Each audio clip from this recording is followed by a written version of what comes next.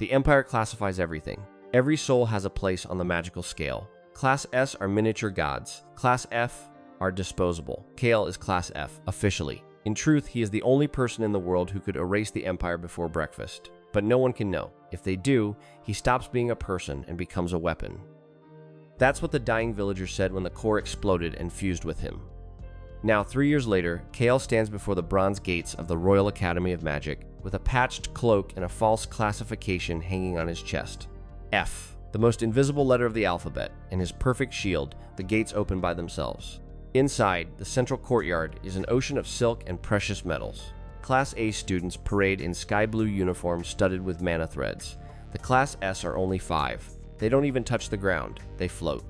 Kael observes everything with the eyes of someone who has already seen stars explode from the inside. No one looks at him, exactly as he wants. A shrill voice cuts through the chatter. It's an instructor, a small man with a registration crystal in hand. The sorting begins. The freshmen form lines according to their entry classification. Kael walks the wrong line on purpose, the F line. A boy with straw-colored hair, thin and wearing a worn uniform, takes the place behind him. His name is written on a crooked badge, Leon. Class D, curious. Kael raises an eyebrow. The boy notices and blushes. Kael looks away. The sorting is simple. Each student touches an assessment sphere that measures the density of the mana core. The sphere glows in a color proportional to the class. White for F, passing through blue, green, gold, up to the violet of the S class. When it's Kael's turn, he presses his palm against the cold surface and does something no mage in the Empire could, suppresses his divine core to near non-existence. Inside him, the Nucleus of Nothing, the heart of a primordial god, contracts obediently, compressed into a layer so thin that not even a lord priest would notice. The sphere hesitates for an instant, which is already strange, but then emits a pale white glow. The instructor notes it without looking up. Class F, next. Some snickers pop from the section of higher class students. Behind Kael, Leon watches the proceedings with an unreadable expression. Not exactly pity. Something closer to curiosity. The dormitory assigned to Kael is in the basement. Damp. Smelling of old stone and mildew. The bunk beds are of rusted iron. There are 3 other boys in the room, all F. One of them, a dark-haired boy with sunken eyes named Ren, doesn't even bother to introduce himself. He just murmurs that the bathroom clogs every Tuesday. Another, a boy too large for his own age named Toran, shares a piece of hard bread with Kael without saying anything. The gesture says more than any speech. In the corner, a solitary candle weeps wax through the slit of the high window. Kael sees the lit towers of the Celestial Pavilion, where Class A and S students have lodgings with crystal-heated bathtubs. He feels the void pulse in his chest. The Nucleus of Nothing is not a simple source of power. It is the absence that annuls anything. Magic, matter, concept. That is why he keeps it sealed in 3 concentric layers of suppression. If one layer breaks, the other 2 still hold. If all of them fall, Kael has already seen what happens. That's how the village of dry cedars ceased to exist. The next morning, the first class is channeling fundamentals. The teacher, a silver elf with round glasses named Master Yuli, asks all students to move a dry leaf on the table with a beam of raw mana. It is a ridiculous exercise. Classes E and D manage with some effort. Class C makes the leaf dance. Classes A and S aren't even required to attend. For Kael, the problem is the inverse. He needs to move the leaf without vaporizing it. He touches the table with the tip of his finger. A microscopic amount of energy leaks through the first layer. The leaf slides 2 centimeters. Enough. Master Yuli tilts her head. Strange. An F shouldn't be able to move anything, but she attributes the feat to a draft and moves on. From the back of the room, Lien, the straw-haired boy, notes everything in a worn notebook.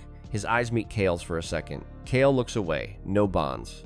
Bonds are cracks in the armor. The routine sets in. Tedious classes on elemental theory, history of the arcane empire, geopolitics of the 6 houses. Kael pretends not to understand half of it. He asks stupid questions on purpose. The teachers sigh. Some feel pity, others contempt.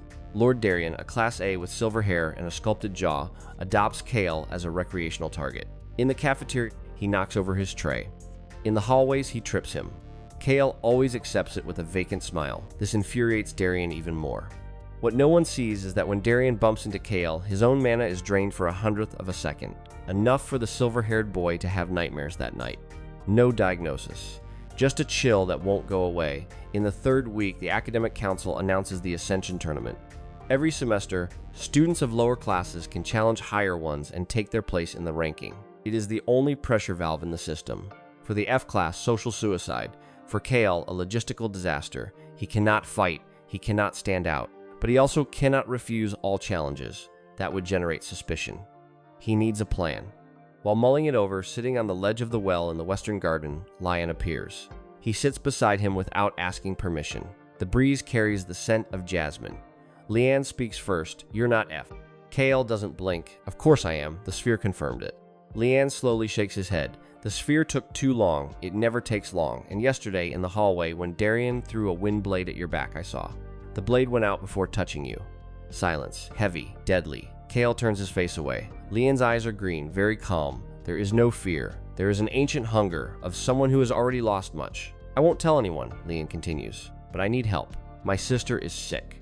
The mana null disease. Only an artifact from the Imperial Vault can cure her, and the only way into the vault is to win the tournament. Kael stares at the dark water of the well. You're Class D. You can't even win the first round. Alone, I can't. The straw-haired boy grips his crooked badge. But with someone who can erase magic, maybe. The Nucleus of Nothing vibrates inside Kael. He doesn't answer, but he doesn't say no either. That night, Kael dreams of the day the sky over Dry Cedar opened. He was 12 years old. He was herding sheep on the eastern hill when the ground shook and a black light gushed from the earth like a sob from the world. The forgotten underground temple collapsed on the excavators. Kael ran to the crater. In the center, a pulsing obsidian heart floated, the size of a human head. Before he could retreat, the heart chose him. It shot in his direction and fused with his chest. The pain was so immense that he blacked out. When he woke up, the entire village was ashes. The Empire classified the event as a natural cataclysm. Kael walked for 3 years, learning alone to tame what he carried, until he understood that the only way not to destroy everything was to not exist for the world. Being F was his penance. 3 days later, the Ascension tournament begins.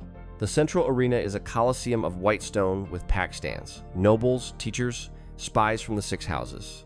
The Emperor did not come, but sent a representative. Inquisitor Saris, a woman with wine-colored hair and liquid mercury eyes, known for sniffing out anomalies.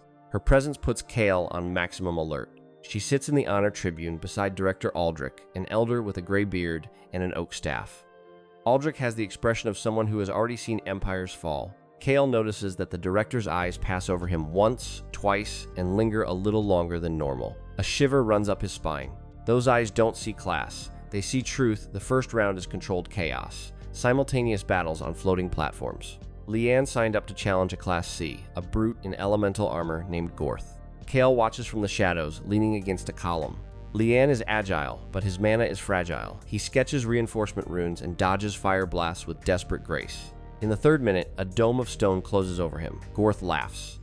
Lian raises his hand in a silent gesture, not toward Kael, toward his own heart. He closes his eyes and murmurs something. A forbidden rune? No, a request. Kael feels the Nucleus of Nothing pulse in response, as if recognizing a kindred soul. He doesn't interfere, but at the exact instant the dome is about to crush Lian, a natural crack opens in the stone, a millimetric fissure that could only occur if the structure were under irregular tension. The dome collapses outward, not inward. Gorth loses his balance. Lian leaps and touches his opponent's chest with a shock rune. Victory. Improbable. The stands erupt in murmurs. Inquisitor Saris tilts her head. Interesting, she says, in a whisper only Aldrich hears. The director takes a sip of tea. Lian's second confrontation is against a Class B, an elven archer named Syl. She is too fast. Even with his earlier luck, Lian has no chance. He is knocked down in 20 seconds, an arrow of light piercing his shoulder. He falls off the platform. The crowd expected as much. Kael is by his side before the healers arrive. Blood stains the stone. You didn't help me, Lian whispers, through gritted teeth. I couldn't, Kael replies. But you haven't lost yet. Lian widens his eyes. How? Kael pulls from his pocket a fragment of black crystal, the size of a fingernail. It is a piece of the divine core, refined over years in secret. He presses the crystal into Lian's hand. This will give you one chance. Just one. Use it in the final challenge. Lian grips the crystal. His green eyes shine with reflected light. What is this? A mistake I can't make again, Kael says, and steps away before more questions come. In the afternoon, it is Kael's turn. He has been challenged by none other than Darian. The intention is obvious, to humiliate the F in front of the entire academy. Darian Class A against an alleged null. The disparity is so absurd that the council nearly blocked the duel. But the rules are clear.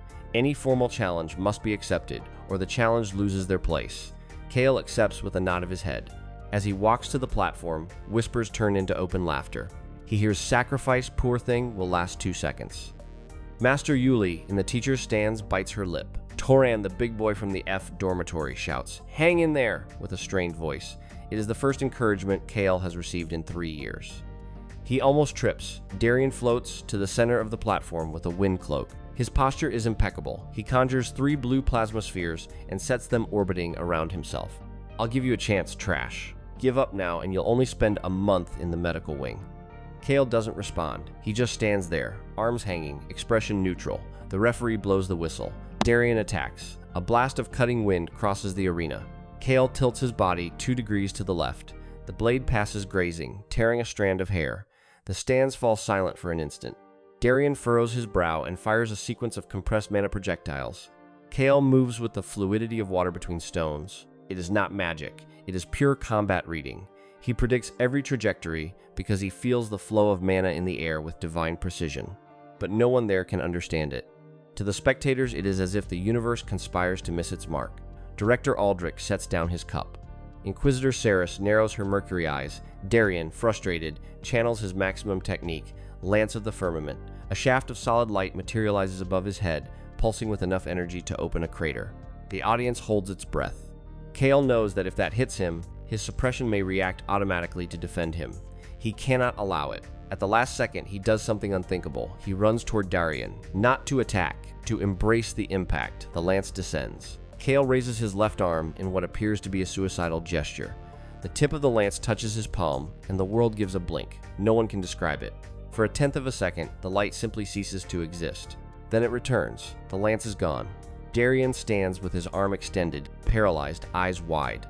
His mana has been drained to exhaustion. He faints before he falls. Kael remains standing, his clothes scorched, his hair disheveled, the expression of someone who has just taken a punch. He spits a thread of blood, real, because holding the nucleus of nothing in that millisecond demanded a physical price. The referee hesitates, then raises the flag. Victory for Class F. The arena explodes. Only not in applause.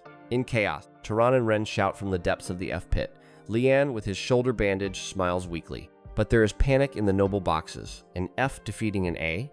It is a break in the natural order. Students demand an investigation. Teachers exchange loaded glances. Inquisitor Saris stands. For the first time, her eyes are not on Kael. They are on the settling dust on the platform, where a small circle of stone has been perfectly polished, without a grain of sand, as if something had erased the matter from that space. She makes a note in her grimoire. Aldrich serves more tea. That night, Kael is taken to the infirmary. The evaluations find no abnormal residual mana, just physical exhaustion. He lies about an extreme adrenaline response. The healers accept the explanation. When he is alone, Kael sits on the bed and assesses the damage. The first suppression layer is cracked. He needs 3 days of absolute rest to restore it. If he fails, the second layer will have to hold everything, and the second was not made for continuous use. Time is running out. Lian appears in the infirmary after midnight. He brings an apple stolen from the noble's pantry. He sits on the bench beside him and stays silent for a long minute, then says, "I know what you did, the plants. You didn't dodge it, you unmade it." Kael doesn't confirm. Lian continues, "My sister is dying. I have no pride holding me back. I'll use what you gave me in the final, and if I survive, I'll owe you my life." He places the apple on the pillow and leaves. Kael bites the fruit, sweet, dangerous. The bond he so avoided is already embedded. 3 days of rest turn into 3 days of rumor. Through the academy's hallways, the story metamorphoses. Some say Kael is a dormant prodigy, others that he made a demonic pact. An amateur journalist from the Scribes Club publishes a pamphlet titled The Ghost of Class F. In the cafeteria, Kael notices gazes, not of contempt, of curiosity and fear. That is worse. He needs to put out the fire before it becomes a bonfire. But fate doesn't cooperate. On the morning of the 4th day, an imperial herald crosses the courtyard with a sealed decree. Inquisitor Saris orders a collective monaskin of all students to be conducted in 3 weeks. Official reason: to verify the integrity of the cores after the tournament. Kael knows that a monaskin is different from the assessment sphere. It maps the deep layers of the core. His disguise will crumble. 3 weeks. Meanwhile, Lian advances through the brackets. With the black nucleus fragment hidden under his tongue, he defeats a Class B, then another. Each victory is hard won, but there is a fleeting golden gleam in his eyes that no one can explain. On the 5th day, he faces the semifinal against a Class S, Alara, the Ice Princess, capable of freezing time within a 3-meter radius. The fight is brutal. Lian uses the crystal at the exact moment the princess activates her domain. The nucleus of nothing contained in the fragment nullifies the temporal distortion for 1 second. 1 second is all Lian needs to touch her shoulder with a sensory confusion rune. Alara stumbles. Lian wins. The stadium comes apart. For the first time in 50 years, a Class D is in the final. Inquisitor Saris does not applaud. She observes Lian with the same intensity she reserved for Kael. Aldrich clears his throat. It seems the Academy is full of surprises this year. Saris doesn't respond. That evening, Kael finds Lian in the western garden. The boy is exhausted, the black fragment glowing faintly in his hand, now with microfissures. It only works for one more time, Lian says. Tomorrow is the final. My opponent is the Crown Prince, full Class S. Even with this, my chances... He doesn't finish. Kael looks at the sky. 2 moons. 1 silver, 1 crimson. You won't need it, says Kael. Lian furrows his brow. What do you mean? Because tomorrow I'm going to do something that will change the rules of the game. He doesn't explain. Lian wants to ask, but something in Kael's eyes, a calm abyss, stops him. On the morning of the final, the arena is packed beyond capacity. Nobles from across the empire send magical projections. The emperor himself, from the distant throne, watches through an ether mirror.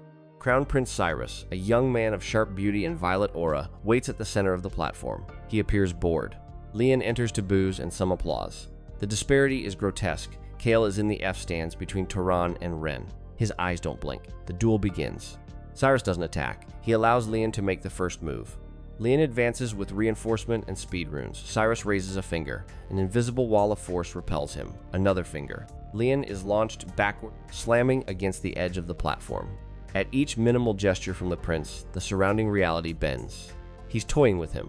The audience laughs. Lian gets up. Blood trickles from his forehead. He reaches into his pocket, ready to use the crystal. But before he can, the black fragment glows on its own and crumbles to dust. Kael feels the blow. The residual energy returns to him like a calling. The bond is complete. Now there is no more separation. Lian widens his eyes, not understanding. Cyrus sighs and decides to finish it. He conjures a void dagger, the imperial family signature, and fires it. Not at Lian, at the F stands, a cruel move to wound the spectators and punish the challenger's audacity. The dagger crosses the air. Time freezes. Not magically. In Kael's perception, the world slows. He sees the trajectory. He sees the faces of Turan and Ren, who have no time to react. He sees Lian screaming. He sees Inquisitor Saris leaning forward, her mercury eyes wide, not at the dagger, at him. She knows. She always knew. Kael closes his eyes. The second suppression layer breaks. An invisible shockwave expands. The void dagger, upon touching the edge of the stands, simply goes out. It doesn't deflect. It doesn't explode. It disappears, as if it had never existed. An absolute silence falls over the arena. Kael is standing. His patched cloak floats, but there is no wind. His eyes are 2 bottomless black jewels. 3 concentric halos of darkness and light spin slowly behind his back. The grass around his feet disintegrates and is reborn in patterns of extinct stars. The nucleus of nothing is no longer sealed. It is awake. And the entire world feels it. Prince Cyrus takes a step back. It is the first involuntary movement of his life.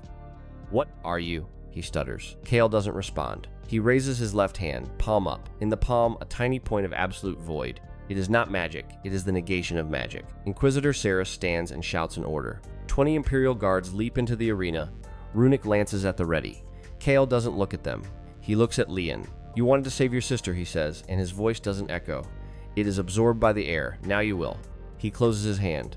The void expands in a perfect circle, surrounding only Lian and the prince. The guards are thrown back. The platform cracks. Director Aldrich, for the first time, stands up. "Stop." His voice is not loud, but it carries an ancestral weight. Kael hesitates. Aldrich raises his staff. A primitive rune glows in the wood. It is not a rune of attack. It is a rune of recognition. "You carry the nucleus of nothing," says Aldrich, for all to hear, "the nameless god, the one the ancients sealed out of fear it would erase creation." Panic spreads. Nobles flee. Students scream. Inquisitor Saris is already transmitting to the throne. Kael feels the imperial seal being activated in the capital, a dimensional anchor that will attempt to imprison him. He needs to flee. But first, he looks at Lian one last time. The straw-haired boy is on his knees, tears in his eyes. "Go," Kael says. "Your sister is cured." He doesn't know how he knows. The nucleus whispers the lines of fate to him. Lian sobs and runs for the exit. Cyrus is petrified. Kael dissolves the void and, in the blink of an eye, disappears. The escape is not clean. Kael appears in the tunnels beneath the academy, where Aldrich is waiting. The director doesn't attack him.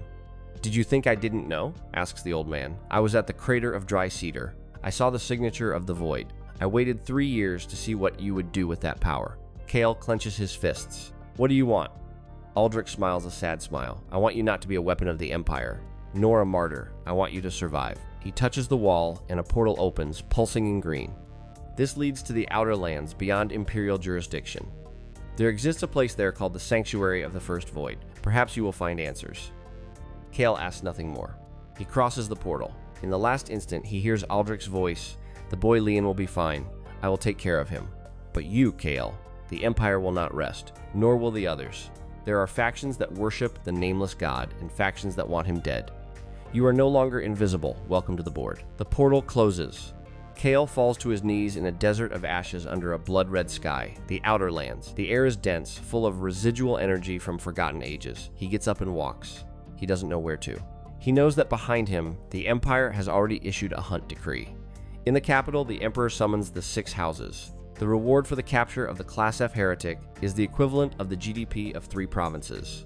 In the academy, Leon finds his sister waking up. The mana null gone, he weeps, and swears that one day he will repay the debt. Kael walks for 2 days until he spots a silhouette on the horizon. It is not the sanctuary, it is a caravan. Desert nomads with scale cloaks and bright eyes. A woman with electric blue hair approaches. She examines him as if reading a story.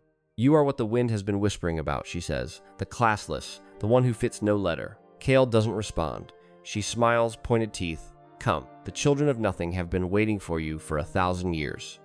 She turns her back and begins to walk.